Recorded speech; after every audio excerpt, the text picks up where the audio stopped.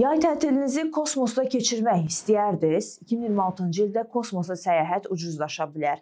SpaceX, Blue Origin və Virgin Galactic kimi böyük şirkətlər bir müddətdir kosmosa yüksək təbəqəli turistlər göndərirlər. SpaceX-in Starship raketi və Blue Origin-in New Shepard raketi ilə kosmosa uçuşlar həyata keçirilir. Virgin Galactic isə qısa müddət ərzində suborbital uçuşlar təqdim edəcək.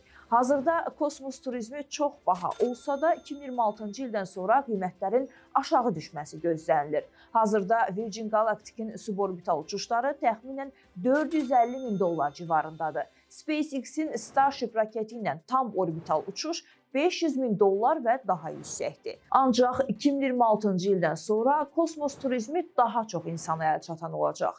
Texnologiyanın inkişafı və qeyd etdiyim şirkətlərin uçuş sayının artması ilə bu təcrübə daha geniş kütlələr üçün mümkün ola bilər.